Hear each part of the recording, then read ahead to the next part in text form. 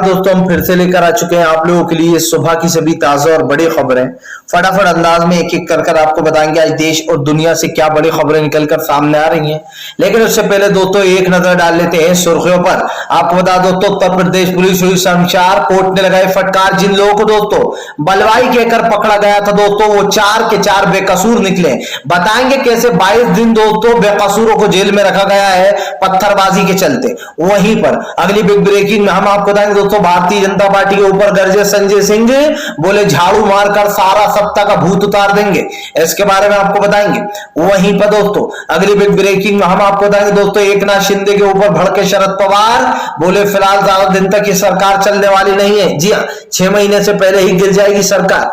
वहीं पर दोस्तों अगली बड़ी खबर में हम आपको बताएंगे दोस्तों तेजस्वी यादव पर, जी हाँ, ओवैसी के विधायक ने निकाली भड़ास, बोले नहीं बन पाएंगे सीएम। इसके बारे में भी आपको बताएंगे। वहीं पर अगली बड़ी खबर में हम आपको बताएंगे दोस्तों, जी दरअसल आपको बता दें ज्ञान व्यापी मस्जिद पर दोस्तों सुनवाई टली। जी आपको बता दें अब अगली सुनवाई जल्द ही होगी। इसके बारे में भी आपको बताएंगे। वहीं पर अगली बड़ी खबर में हम आपको बताएंगे दोस्तों तमिलनाडु की मस्जिद को लेकर जमकर हो रहा है बवाल। दरअसल आपको बता दें मस्जिद को अवैध बताया जा रहा है। इसके बारे में भी आपको बताएंगे। वहीं पर अगली बड़ी खबर में हम आपको बताएंगे दोस्तों, जी दरअसल आपको बता दें एकनाथ शिंदे गुट को लगेगा बड़ा झटका। आपको बता दो तो आने वाले वक्त में संजय रावत बोले सरकार ज्यादा दिन तक नहीं चलेगी, शिव सैनिक जो है वो शिवसेना का ही साथ देंगे। इसके बारे में भी आपको बताएंगे। वहीं पर अगली बड़ी खबर में हम आपको बताएंगे दोस्तों, जी दरअसल आपको बता दें भारतीय जनता पार्टी के ऊपर गरजे असदुद्दीन ओवैसी, बोले फिलहाल मोहम्मद जुबैर को जानबूझकर फंसाया गया, अब तक नहीं दी गई है बेल। इसके बारे में भी आपको बताएंगे। वहीं पर अगली बड़ी खबर में हम आपको बताएंगे दोस्तों अखिलेश यादव के खिलाफ, अब आप समझिए शिकायत करने पहुंच गई कुछ महिलाएं। और ये महिलाएं कौन होंगी दोस्तों? बीजेपी की IT सेल की होंगी जो अखिलेश के खिलाफ जो है यहाँ पर कार्रवाई की मांग कर रही है। बोले अखिलेश ने महिला का खास कर नुपुर का दोस्तों अपमान किया। बताएंगे कि अखिलेश ने क्या कहा था, किस वजह से उनके ऊपर FIR की मांग हो रही है। तो सारी खबरें दोस्तों फटाफट अंदाज में देंगे, एक एक कर देंगे। फिलहाल फिर चलिए बढ़ते हैं सबसे पहले और सबसे बड़े खबर की ओर। दरअसल दोस्तों आपको बता दें उत्तर प्रदेश पुलिस को इलाहाबाद हाईकोर्ट की फटकार। तत्काल में दोस्तों आपको बता दें 4 लोगों को छोड़ने के दिए आदेश। आपको बताता चलूं दोस्तों जिन लोगों के लिए बीजेपी नेता ने बलवाई कहकर एक आपको याद होगा ट्वीट किया था, उस ट्वीट में दोस्तों जब उन युवाओं को सहारनपुर की पुलिस मार रही थी दोस्तों और जमकर पीट रही थी, तो एक बीजेपी नेता ने एक ट्वीट करते हुए लिखा था कि देखिए बलवाइयों को रिटर्न गिफ्ट दिया जा रहा है। आपको बताता चलूं दोस्तों अब इसके चक्कर में भारतीय जनता पार्टी पूरी तरीके से घिर गई है। और क्यों घिर गई है दोस्तों ये भी आप समझ लीजिए। दरअसल दोस्तों बीजेपी पूरी तरीके से ये कोशिश करती है कि वो किसी तरीके से अपने आप को बचा ले। आपको बता दें दोस्तों 4 लोग हैं जिन 4 लोगों को रिहा किया गया है। पहले है आसिफ, दूसरे है अली, तीसरे है गुलफाम और एक और है दोस्तों। आपको बता दें इन 4 लोगों को जो है यहाँ पर पत्थरबाजी के आरोप में गिरफ्तार किया गया था और ये कहा गया था कि ये लोगों ने दिल्ली खास कर उत्तर प्रदेश में पत्थरबाजी की है और कई दुकानों को आगजनी की है। लेकिन दोस्तों इन बेचारे बेगुनाहों को बलवाई भी बताया था बीजेपी नेता ने, जिसके बाद जब उसके ऊपर एक्शन की बात की तो यहां तक सहारनपुर की पुलिस जो थी दोस्तों, सहारनपुर पुलिस ने यह तक मानने से इनकार कर दिया था कि उन्होंने ऐसे किसी 4 लोगों की पिटाई की है। जब वीडियो सामने आया दोस्तों तब पता चला कि ये वीडियो बिल्कुल सच्चा था और वहां के जो डीजीपी है दोस्तों अब उसने भी माना है कि ये चारों के चारों बेकसूर हैं, इनके खिलाफ हमारे पास कोई सबूत नहीं है। अब यहां पर 2 सवाल उठ जाते हैं दोस्तों। पहला तो ये कि उत्तर प्रदेश की पुलिस बड़े ही आप समझिए बड़े ही जोरों शोरों से ये कह रही थी कि हमारे पास तो सबूत है सबके खिलाफ और हमने बेगुनाह किसी को भी अरेस्ट नहीं किया बल्कि सब गुनहगार हैं। अब दोस्तों आसिफ, अली, गुलफाम और एक और ये जो भाई हैं ये 4 लोग दोस्तों आप समझिए बेगुनाह साबित हो गए और 22 दिन दोस्तों बिना किसी आप समझिए बिना किसी गुनाह के 22 दिन तक जेल में रहे। इनके खिलाफ कोई सबूत नहीं मिला। जब कोर्ट ने फटकार लगाई उत्तर प्रदेश की पुलिस को तब कहीं जाकर इनको रिहा किया गया है। तो दोस्तों सवाल ये उठता है कि किसी बेगुनाह को समझिए दोस्तों किसी गुनहगार को सजा भले ही मिल जाए दोस्तों लेकिन किसी बेगुनाह को सजा नहीं मिलना चाहिए, कानून भी कहता है। लेकिन दोस्तों आप समझिए इन विचारों को 22 22 दिन तक जेल में रहना पड़ा बिना किसी गलती के। अब योगी सरकार इनसे हाथ जोड़कर माफी मांगेगी? अब योगी सरकार के मंत्री कहेंगे कि जब इनके ऊपर लठ बरसाए जा रहे थे, जो बीजेपी के नेता खुश हो रहे थे, अब वो कहेंगे कि बेचारे इन बेकसूरों को मारा गया है? नहीं कहेंगे, क्योंकि दोस्तों ये लोग एक तरीके से कह सकते हैं दोस्तों के इतने ज्यादा नीचता पे उतर आए हैं कि इन लोगों को माफी तो बहुत दूर की बात है, ये लोग आप समझिए लोगों को धर्म के नाम पर टारगेट करते हैं। चलिए बढ़ते हैं एक और अगली ब्रेकिंग की तरफ। बता दो तो संजय सिंह ने बीजेपी के ऊपर निकाली भड़ास, बोले बीजेपी सत्ता की भूखी है, सत्ता का लालच बीजेपी को झाड़ू मारकर उतार देंगे लालच। दरअसल दोस्तों आपको बता दें एक बार फिर से जो यहाँ पर संजय सिंह ने बीजेपी की लंका लगाने का काम किया। संजय सिंह ने भारतीय जनता पार्टी के ऊपर हमला बोलते हुए कहा कि बीजेपी को जो है यहाँ पर सत्ता का नशा हो चुका है, जहां इनकी सरकार नहीं बन पाती वहां ये सरकारें गिरा देते। आपको बता दें संजय सिंह ने कहा कि एक झाड़ू मारकर इनका सत्ता का नशा उतार देंगे। दरअसल दोस्तों आपको बता दें आम आदमी पार्टी लगातार बीजेपी के ऊपर हमलावर होती है। सबसे बड़ी बात यह भी है कि अरविंद केजरीवाल से बीजेपी को बहुत डर लगता है। बीजेपी कुछ भी करती है लेकिन अरविंद केजरीवाल से दूरी बनाकर रखती है।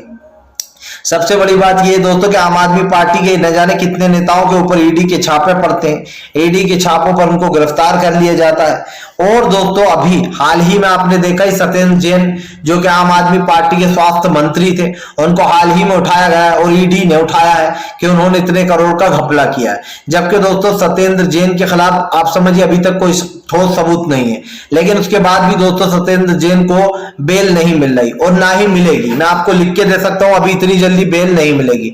जिन लोगों को दोस्तों ईडी उठा लेती है उनको इतनी आसानी से चुंगल से निकलने नहीं देती। दरअसल बीजेपी दोस्तों लोगों को डराती है, धमकाती है और कुछ नेताओं को लंबे समय तक के लिए जेल में रखती है, जैसे नवाब मलिक हुए और महाराष्ट्र के दोस्तों आप समझिए अनिल देशमुख हुए।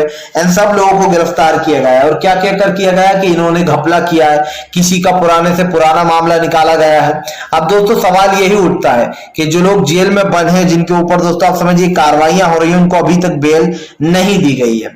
और ये सब के पीछे दोस्तों एक षड्यंत्रकारी है, वो है नरेंद्र मोदी।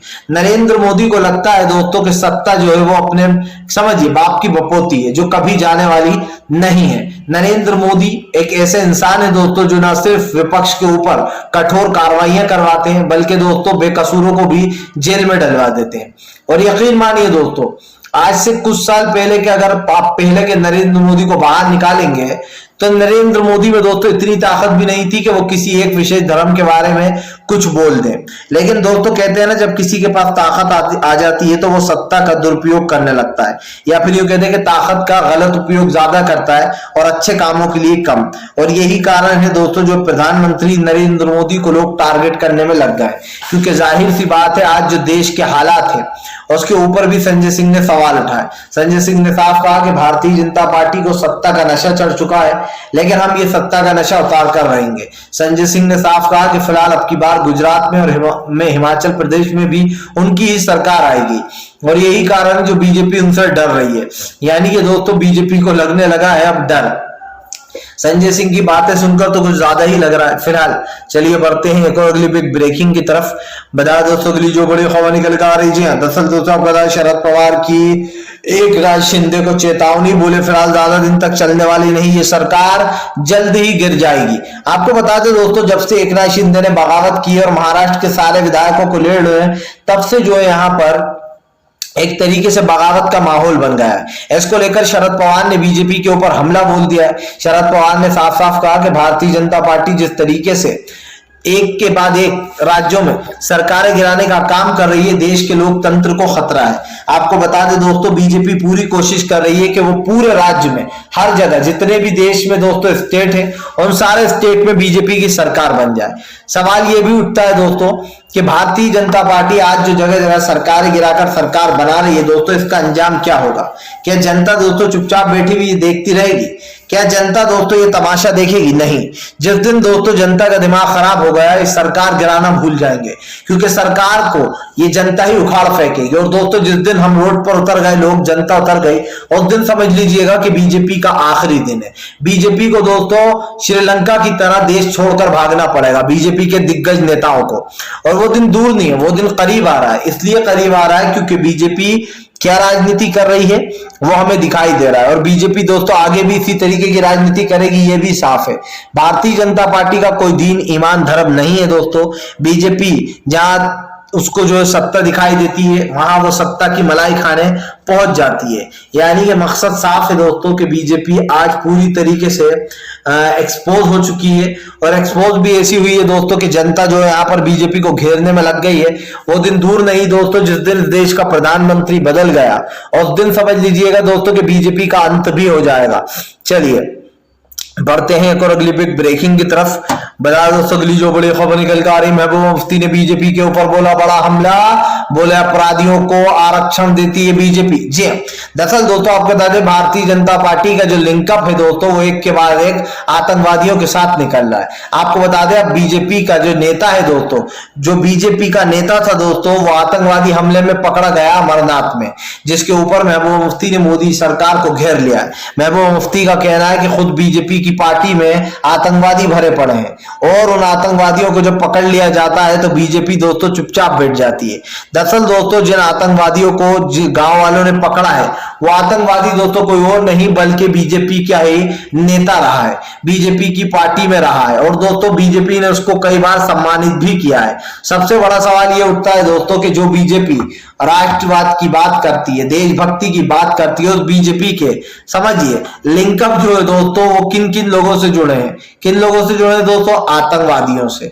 अब भाई सबसे बड़ा सवाल ये उठ जाता है कि जिन लोगों से बीजेपी का ये मेल मिलाव है, प्यार मोहब्बत है, आखिरकार बीजेपी सारे के सारे क्रिमिनल से कैसे जुड़ी हुई है, सवाल उठता है। लेकिन आप देखिए दोस्तों एक भी गोदी मीडिया इस खबर को नहीं चला रही कि दरअसल जिन दो आतंकवादियों को पकड़ा है उनमें से एक बीजेपी का ही नेता है, बीजेपी आईटी सेल का अध्यक्ष है। लेकिन दोस्तों ये गोदी मीडिया आपको नहीं बताएगा, इसलिए नहीं बताएगा क्योंकि अगर ये खबर विपक्ष की होती तो अभी पूरे न्यूज चैनल, तमाम न्यूज चैनल चला रहा होते कि देखिए राहुल गांधी की पार्टी का नेता आतंकवादी निकला। क्योंकि दोस्तों अभी आपने देखा है कि राहुल गांधी का वीडियो आया था जिसमें राहुल गांधी ने एक इंसान की मदद की, लेकिन कैसे राहुल गांधी के उस वीडियो को तोड़ मरोड़कर जी न्यूज ने गलत बताया। उसके बाद जब दंगाई पत्रकार पकड़ा गया तो दोस्तों माफी मांगने लगा, हाथ जोड़ने लगा और बोलने लगा कि राहुल गांधी जी मुझे माफ कर दीजिए, हमने जो खबर चलाई वो गलत थी। अब दोस्तों जिस तरीके की ये खबरें चलाई जाती हैं इन पर रोक लगने से रही, सुप्रीम कोर्ट फटकार लगा देता है, उसके बाद दोस्तों वापस से ये लोग वही करते हैं जिसके लिए बने हैं। सवाल वही उठता है दोस्तों, फिर से मैं वही बोलूंगा कि कोर्ट को खास कर दोस्तों आज जरूरत है कानून व्यवस्था सुधारने की, खास कर दोस्तों हाई कोर्ट हो या सुप्रीम कोर्ट, उनको जरूरत है कि वो एक्शन ले ऐसे मामलों में, क्योंकि आज जो देश का माहौल बन रहा है दोस्तों इसको सिर्फ सुप्रीम कोर्ट ही सुधार सकता है। अगर निष्पक्षता से दोस्तों सारे काम होने लगे तो आप समझिए सरकार कुछ नहीं कर पाएगी। आपने देखा अभी पाकिस्तान में किस तरीके से दोस्तों इमरान सरकार को गिरा दिया गया। अगर वहां का कोर्ट चाहता दोस्तों, इमरान चाहते तो वहां पर दबाव डाल सकते थे, लेकिन वहां का कोर्ट इमरान खान की एक नहीं सुनी और निकाल दिया। ऐसी ही कार्रवाई यहां पर भी होना चाहिए दोस्तों। सुप्रीम कोर्ट को सीधे मोदी सरकार को बर्खास्त कर देना चाहिए, क्योंकि जिस तरीके का माहौल ये सरकार बना रही है, जाहिर सी बात है दोस्तों एक बार सुप्रीम कोर्ट ये फैसला सुना देंगे सुप्रीम कोर्ट के जज, तो ये सरकार कुछ नहीं कर पाएगी, इसको सत्ता से जाना ही होगा। सुप्रीम कोर्ट के पास दोस्तों पूरी पावर है, भले ही मोदी सरकार उनके ऊपर दबाव डालती हो दोस्तों जजों के ऊपर, लेकिन अगर जज चाहे तो एक ऐसा फैसला सुना दे जिसमें मोदी सरकार की बखिया उधर जाए, और उसके बाद दोस्तों बीजेपी आप समझिए कुछ करने लायक ही नहीं रहेगी, ना वो ट्रांसफर कर पाएगी अगर सत्ता चली गई तो, ना ही किसी को डरा धमका पाएगी। चलिए बढ़ते हैं एक और अगली बिग ब्रेकिंग की तरफ। बता दोस्तों अगली जो बड़ी खबर निकल कर आ रही है, दरअसल दोस्तों आपको बता दें आरजेडी को नीतीश कुमार को दी पप्पू यादव ने सलाह, बोले बीजेपी के चक्कर में मत पड़ना वरना बीजेपी कर देगी बर्बाद। दरअसल दोस्तों पप्पू यादव ने नीतीश सरकार को नसीहत दे दी है। आप सब लोग जानते हैं दोस्तों कि नीतीश सरकार जो है वो एक तरीके से क्या करती है ये आपको भी पता है। दरअसल दोस्तों नीतीश सरकार जो है वो बीजेपी के गठबंधन में चल रही है, लेकिन दोस्तों सब जानते हैं कि बीजेपी के साथ जो जो पार्टी मिली हुई थी जो गठबंधन में होती है दोस्तों, बीजेपी उनको बर्बाद करने का काम करती है। अब तक का इतिहास उठाकर देख लीजिए, जितनी भी पार्टियां बीजेपी के साथ विलय में रही दोस्तों वो पूरी तरीके से बर्बाद हो गई। पहली पार्टी दोस्तों आप समझिए, बीजेपी ने जो है यहां पर सबसे पहले उद्धव ठाकरे को अपने साथ लिया। उद्धव ठाकरे को दोस्तों धीरे धीरे कर कर बीजेपी ने महाराष्ट्र में खत्म कर डाला, पूरी तरीके से खल्लास कर दिया, मिटा दिया। उससे पहले दोस्तों बीजेपी के साथ मुकेश साहनी थे, मुकेश साहनी के तीनों विधायक खरीद लिए, उनको भी खल्लास कर दिया, यानी कि पार्टी से बाहर का रास्ता। अब दोस्तों नीतीश कुमार बस बचे हैं, नीतीश कुमार को भी बीजेपी जल्दी ही हलाल कर देगी दोस्तों, उनके विधायकों को उड़ा लेगी, अपने पाले में ले लेगी और उसके बाद दोस्तों नीतीश को सत्ता से बाहर कर देगी। जिसका मतलब आप अच्छे समझ सकते हैं दोस्तों कि नीतीश के ऊपर अभी बीजेपी इसलिए निर्भर है दोस्तों, क्योंकि बीजेपी अच्छे से जानती कि अगर अभी नीतीश के साथ बगावत करी तो नीतीश के जो बाकी विधायक है वो तेजस्वी से हाथ मिला लेंगे नीतीश, और सरकार तेजस्वी की बन जाएगी। इसलिए बीजेपी अभी धोखा नहीं दे रही। लेकिन दोस्तों अगर ऑप्शन नहीं होता तेजस्वी यादव को, तो बीजेपी कब का नीतीश को धोखा दे चुकी होती, उनके कई विधायकों को अपने पाले में कर चुकी होती और जो है नीतीश को बाहर का रास्ता दिखा दिया होता। क्योंकि नरेंद्र मोदी की जो राजनीति है दोस्तों वो पूरी दुनिया जानती है। बेईमानी से ये सरकारें बनाते हैं, बेईमानी की सरकारें चलाई जाती हैं और झूठा आश्वासन क्या दिया जाता है कि यहाँ की जनता चाहती है बीजेपी की सरकार बने। ये जनता चाहती थी कि बीजेपी की सरकार आए, इसलिए जन आदेश था, हमने सरकार गिरा दी। बेगैरती भी दोस्तों कोई चीज होती है, आप समझिए। इतनी बेगैरती मैंने किसी सरकार में नहीं देखी, इतना सत्ता का लालच मैंने किसी सरकार में नहीं देखा। नरेंद्र मोदी ने ना सिर्फ दोस्तों आप समझिए पूरे देश को बेचने का काम किया है, बल्कि अडानी और अंबानी को हमारा माई बाप बना दिया है। अब अडानी और अंबानी हमारे सर पर मूत रहे हैं। आप समझिए सिमों की कंपनी में कंपटीशन चलता था पहले दोस्तों, इतनी कंपनियां लॉन्च होती थी क्योंकि सबको पता था कि कांग्रेस कहीं ना कहीं बिजनेस करने देती है। लेकिन दोस्तों आज नरेंद्र मोदी ने सिर्फ सारे बिजनेस में अडानी और अंबानी को आगे कर दिया है। चाहे आप सिम की कंपनियां ले लीजिए दोस्तों, धीरे धीरे कर टाटा डोकोमो बंद हो गई, आइडिया दोस्तों पूरी तरीके से खत्म हो गई, और दोस्तों इससे पहले न जाने कितनी कंपनियां चली थी एयरसेल वगैरह, वो सारी की सारी ठप हो गई। अब बड़ी ही मुश्किल से दोस्तों वोडाफोन और एयरटेल जी रहा है। लेकिन इनको भी दोस्तों बीजेपी खत्म कर देना चाहती है ताकि जियो जो है, जियो को मार्केट में लाया जाए और उसको दोस्तों बड़े पैमाने पर चलाया जाए। तो जैसे कि मैंने आपसे कहा दोस्तों कि आप शॉपिंग में भी ले लीजिए, अमेजोन और फ्लिपकार्ट को भी खत्म करने की कोशिश की जा रही है, और अडानी का जो नया जियो शॉप चला है उसको नंबर 1 पे लाने की कोशिश की जा रही है। चलिए बढ़ते हैं एक और अगली ब्रेकिंग की तरफ। बता दो अगली जो बड़ी खबर निकल के आ रही है आपको बता दो तो अखिलेश यादव के ऊपर दोस्तों आपको बता दें महिला मुक्ति आयोग ने लिखी चिट्ठी उत्तर प्रदेश की पुलिस को, बोले अखिलेश के ऊपर होना चाहिए एफआईआर। दरअसल दोस्तों अखिलेश यादव ने नुपुर शर्मा के ऊपर एक बयान बोला था। वो बयान क्या था दोस्तों मैं आपको सुनाता हूं और फिर बताऊंगा कि दरअसल कौन लोग हो सकते हैं जिन्होंने अखिलेश की गिरफ्तारी की मांग की है। दरअसल दोस्तों ये सब तो आप जानते ही कि जो लोग एफआईआर करने पहुंचते हैं ये बीजेपी के ही लोग होते हैं। बीजेपी की महिलाएं चली जाती हैं, कभी ज्ञान व्यापी को लेकर एफआईआर कर देती हैं तो कभी अखिलेश को लेकर। दरअसल दोस्तों नुपुर शर्मा को लेकर अभी अखिलेश यादव ने कोर्ट की टिप्पणी के बाद एक बात बोली थी। उन्होंने कहा था नुपुर शर्मा के मुंह को ही नहीं बल्कि उनके पूरे शरीर को माफी मांगना चाहिए मुसलमानों से, जिन लोगों के ऊपर उन्होंने जिनके धर्म के ऊपर भद्र टिप्पणी की। अब आप समझिए दोस्तों इसमें आपको क्या गंदा दिखाई दे रहा है, शरीर उन्होंने बोला तो, और उन्होंने कहा कि सिर्फ मुंह को नहीं बल्कि पूरे शरीर को माफी मांगनी चाहिए जिनके धर्म के बारे में गलत बोला।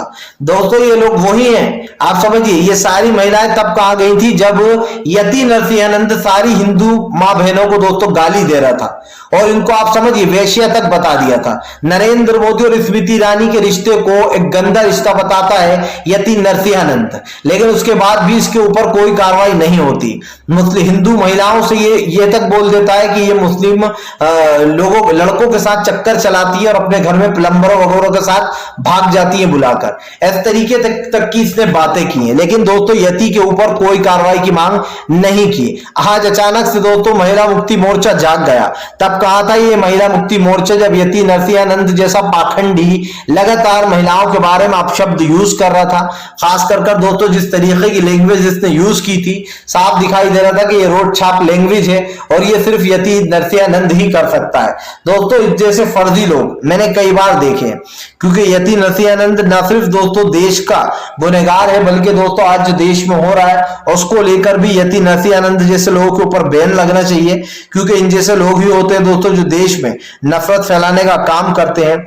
फिलहाल दोस्तों हम तो यही कहेंगे कि अगर आपको हमारा वीडियो अच्छा लगे तो लाइक करें, चैनल पर पहली बार आए तो सब्सक्राइब करें, पास में एक घंटी आएगी दोस्तों उसको भी दबा दें ताकि हमारे हर वीडियो की जो अपडेट है वो आपको मिल पाए और आप सच्ची खबरों से दोस्तों हमेशा जुड़े रहें।